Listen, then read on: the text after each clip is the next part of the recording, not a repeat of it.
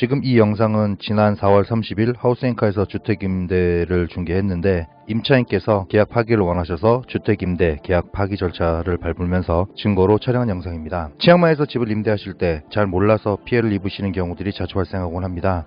이 동영상은 혹시 모를 분쟁을 막기 위해서 구석구석 촬영이 되었고 실제 촬영된 영상은 12분 정도의 영상인데 2배속으로 편집하였습니다. 지금 보시는 이 집은 2달 전에 월 임대료 2만 바트, 보증금 2달치 4만 바트, 총 6만 바트를 내고 그리고 계약기간은 1년으로 하고 임차인 본인이 치앙마이에 오실 때는 이 집에서 머무시고 한국에 계시는 동안은 지인분이 이용하시려고 임대 계약을 하였습니다. 그러나 다 아시다시피 현재 코로나19 사태로 인해서 태국으로 입국을 할 수가 없는 상황이고 코로나19가 언제 해결될지 확인이 안 되는 상황이어서 한국인 임차인께서 계약을 해지하시겠다고 해서 절차를 진행하였습니다.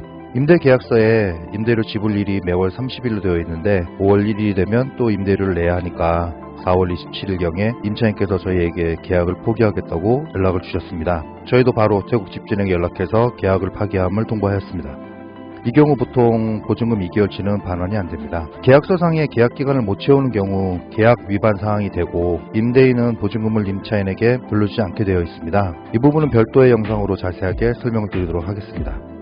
그리고 알아두셔야 할 것이 치앙마이에서 부동산 계약 시 지불하는 임대 보증금 보통 2달치인데 한국에서처럼 보증금 2,000에 월세 50만원 이런 식의 개념이 아닙니다. 임대 시 내는 보증금은 집과 시설과 계약 이행에 대한 보증금입니다. 지금 이 집 같은 경우는 4월 30일에 집주인한테 키를 넘겨주기로 했습니다.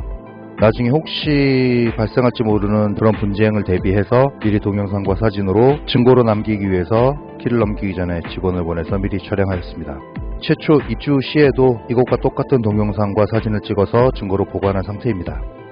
혹시나 태국 집주인들이 트집을 잡는 경우 예를 들어 집에 물건이 분실되었다거나 나중에 확인해보니 파손이 있다는 식으로 돈을 더 내라는 식의 트집을 잡는 경우가 종종 발생합니다. 그래서 이렇게 촬영한 후 보관해 두었다가 혹시라도 집주인이 문제를 제기하는 경우 이 동영상과 입주 시의 동영상을 비교해서 따져보게 됩니다. 태국에서는 워낙 여러가지 돌발 상황들이 많기 때문에 임대인과 임차인의 분쟁을 막는 길은 이렇게 증거를 가지고 있는 방법이 최고입니다. 이렇게 증거를 확보해두면 혹시 모를 임대인과 임차인 간의 분쟁에서 증거를 제시할 수 있어서 일방적인 피해를 막을 수 있습니다. 그리고 실제로 이렇게 해서 분쟁 발생 시 분쟁을 해결한 적도 여러 번 됩니다. 임대인이 나쁘거나 임차인이 나쁘거나 이런 생각이 아니라 사람은 누구나 자기가 유리한 쪽으로 기억하고 자기가 유리한 쪽으로 주장하고 싶어 하는 것이 인지상정이라 그런 기억이 왜곡될 수 있음을 잘 알기 때문에 이렇게 증거를 보관하게 됩니다.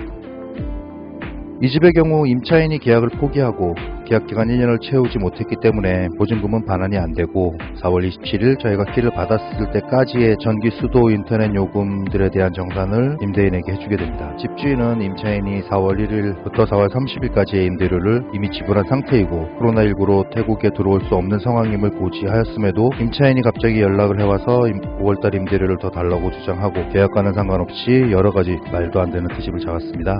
그러나 임차인은 보증금 이 2달치를 계약 위반으로 포기를 했고 코로나19로 태국이 입국을 거부해서 못 들어오고 있는 상황임을 주지시켰고 그리고 마지막까지 전기, 수도요금, 인터넷까지 다 비용까지 다 정산을 시켰고 그리고 저희가 가서 집을 확인시키고 일단 키를 넘겨주었습니다.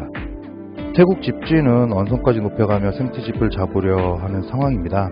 그리고 집주인의 요구로 계약서상에 계약 파기되었음을 저희가 에이전시로 확인하고 사인한 후 계약 파기를 완료시켰습니다. 이 집주인은 계약이 파기되었다고 모든 계약서를 돌려받기를 요구했고 저희가 사진을 찍은 후 계약서를 돌려주었습니다. 이 집은 저희 주택임대 리스트에서 정리해서 다음에 한국분들에게는 임대시키지 않게 할 예정입니다. 제 경험상 이 집주인의 경우 나중에 1년이 지나면 말도 안 되는 꼬투리를 잡아서 보증금을 돌려주지 않을 사람으로 판단되었습니다. 1년 살다 보면 자연적인 파손이나 이해할 수 있는 수준의 생활 기스들까지 임차인에게 책임을 물을 사람처럼 보였기 때문입니다. 몰라서 임대시켰는데 일단 알게 됐으니까 다른 분들에게는 소개시키면 안 될 것 같습니다. 에이전시들을 통해 계약하실 때 정확히 세세하게 계약서를 작성하시고 증거를 잘 남기셔서 혹시 모를 피해를 당하시는 일이 없으시기를 바랍니다. 혹시 개인이 직접 계약하실 때도 마찬가지로 이 동영상처럼 세세한 것까지 구석구석 동영상이나 사진 촬영을 해서 보관하시기 바랍니다.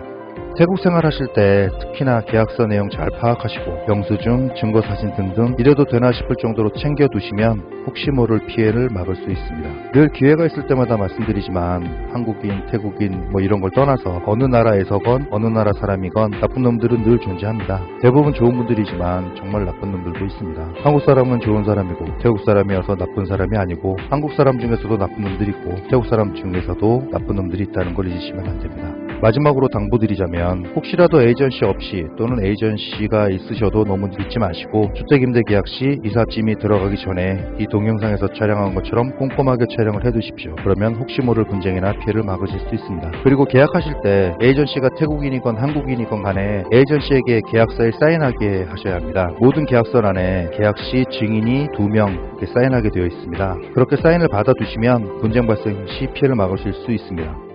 에이전시라고 하면서도 계약서상에 증인으로 사인을 안 해주면 그건 문제가 있는 사람이고 에이전시가 아니라고 보시면 됩니다.